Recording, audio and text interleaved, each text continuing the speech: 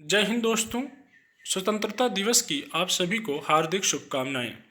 100 शब्द प्रति minute dictation start. खुद केंद्रीय शिक्षा मंत्री ने माना है कि देश के करीब 15 करोड़ बच्चे और युवा औपचारिक शिक्षा से वंचित हैं।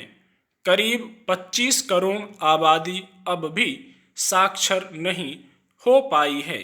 यह स्थिति तब है जब शिक्षा का अधिकार कानून को लागू हुए 11 साल हो चुके हैं। इस कानून के तहत 14 साल तक की उम्र के सभी बच्चों को मुफ्त और अनिवार्य शिक्षा देने का वादा है। अनिवार्य शिक्षा का तात्पर्य है कि सभी बच्चों को औपचारिक स्कूलों में दाखिला दिलाया जाए।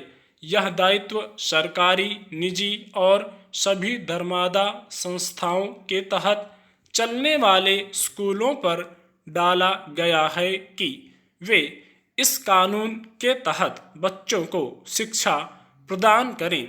निजी स्कूलों में आर्थिक रूप से कमजोर परिवारों के बच्चों के लिए 25% सीटें आरक्षित रखना अनिवार्य है। मगर इतने सालों बाद भी अगर 15 करोड़ बच्चे औपचारिक शिक्षा से दूर हैं तो यह व्यवस्थागत खामियों का ही नतीजा कहा जा सकता है।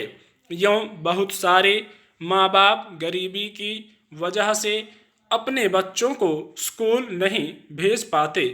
कम उम्र में ही वे उनको किसी कामकाज में लगा देते हैं।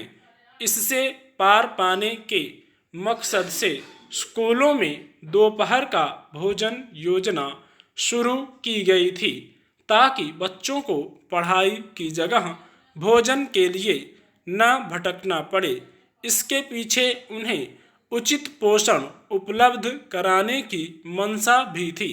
कई राज्य सरकारों ने ऐसे बच्चों को पढ़ाई के प्रति प्रेरित करने के उद्देश्य से कुछ नकदी देने की योजना भी चला रखी है। देश में शिक्षा की दर बढ़ाने का अंतर्राष्ट्रीय दबाव लगातार बना रहता है। इसलिए सरकारें समय समय पर इसके लिए कुछ प्रोत्साहन योजनाएं भी घोषित करती रहती हैं। फिर भी उनसे अपेक्षित परिणाम नहीं निकल पा रहे तो निश्चित रूप से इसमें कुछ बुनियादी खामियां हैं। गरीब परिवारों के अपने बच्चों को स्कूल न भेजने की वजह पर ही गंभीरता से नज़र डालें तो इसमें केवल भूख उनकी समस्या नहीं है। सरकारी स्कूलों की कमी, उनमें संसाधनों का अभाव और जात के आधार पर भेदभाव जैसी समस्याएं जड़ जमाए बैठी हैं। आबादी के अनुपात में अब भी पर्याप्त सरकारी स्कूल नहीं हैं। जो स्कूल हैं भी उनमें अध्यापकों की भर्ती सालों से नहीं हो पाई है। संविदा पर अध्यापक रखकर काम चलाया जाता है। जो अध्यापक हैं वे स्कूलों में कम ही उपस्थित रहते हैं। कई जगह एक ही अध्यापक सभी कक्षाओं के बच्चों को संभालता पाया जाता है। ऐसे में जो बच्चे स्कूल जाते भी हैं उनकी पढ़ाई लिखाई का स्तर संतोषजनक नहीं होता। इसलिए भी बहुत सारे माता पिता के मन में यह धारणा बैठी हुई है कि उनके बच्चों का स्कूल जाना या न जाना बराबर है। इससे अच्छा तो उन्हें कोई काम सीखने में लगा देना है। वास्तव में शिक्षा का मकसद केवल अक्षर ज्ञान या जोड़ घटाना सीख लेना भर नहीं होता। मगर प्राथमिक स्कूल पास कर चुकने के बावजूद आधे से अधिक बच्चे इतना भर ज्ञान भी अर्जित नहीं कर पाते। आंकड़ों और प्रमाण पत्रों पर उनकी शिक्षा का स्तर बेशक दर्ज हो जाए पर इससे शिक्षा का उद्देश्य पूरा नहीं माना जा सकता। सरकार की सबसे बड़ी चुनौती यही है। मगर सरकारें आंकड़े के लिहाज से जिस तरह शिक्षा का स्तर उठाना चाहती हैं, उसमें भी अनेक ढांचागत खामियों के चलते कामयाबी हासिल नहीं हो पा रही। तो इस पर औपचारिक चिंता प्रकट करने के बजाय उन कमियों को दूर करने के उपायों पर विचार करने की जरूरत है।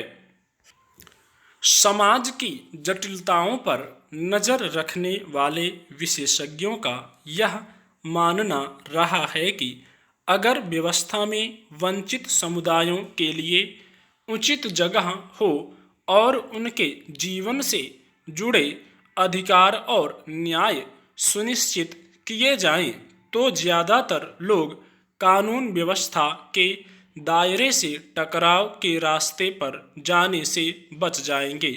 लेकिन आमतौर पर सरकारों को ऐसे विचारों पर समय पर ध्यान देने की जरूरत नहीं लगती। शायद यही वजह है कि व्यवस्था से भरोसा टूटने जैसी समस्याएं खड़ी होती हैं और ज़्यादा लंबा खिंचने पर जटिल शक्ल अख्तियार कर लेती हैं। हमारे देश में नक्सलवाद या फिर माओवाद को एक ऐसी ही समस्या के रूप में देखा जाता रहा है, मगर अब तक सरकारें ऐसे समूहों से निपटने के लिए मुख्य उपाय के तौर पर उनके साथ संघर्ष का रास्ता अपनाती रही हैं, जबकि हिंसा को खत्म करने का तरीका आमतौर पर अस्थायी परिणाम देने वाला रहा है।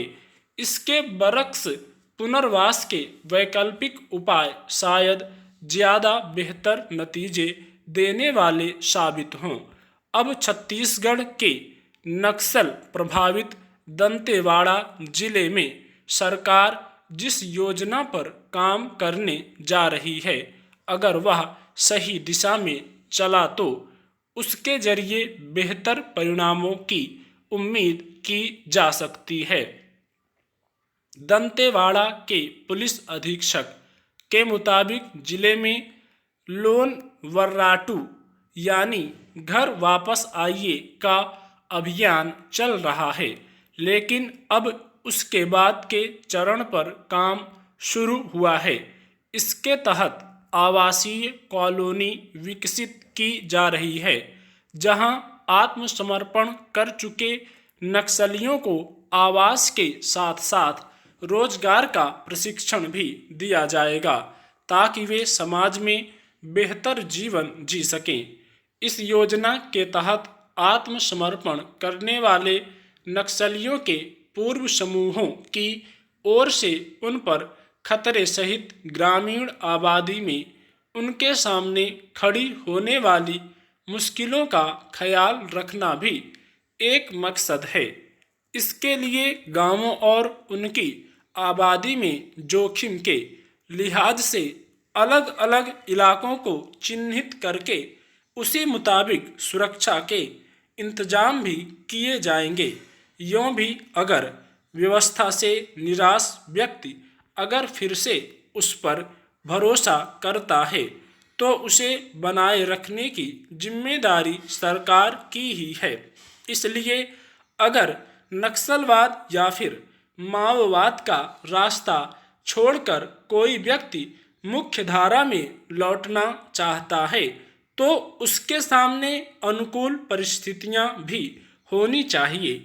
जाहिर है, ऐसी इच्छा रखने वालों के लिए अगर सरकार पुनर्वास सहित रोजगार आदि की व्यवस्था कर रही है, तो इन्हें सकारात्मक इंतजाम माना जा सकता है। यह किसी से छिपा नहीं है कि आमतौर पर सरकारी तंत्र या व्यवस्था में उपेक्षा और वंचना के शिकार लोग जब उम्मीद खो देते हैं, तो इसका नतीजा कई बार उनके राह भटकने के रूप में सामने आता है। इस क्रम में ऐसे लोग कई बार सरकार से बगावत का रास्ता अख्तियार करने वाले समूहों के प्रभाव में भी आ जाते हैं। स्टॉप।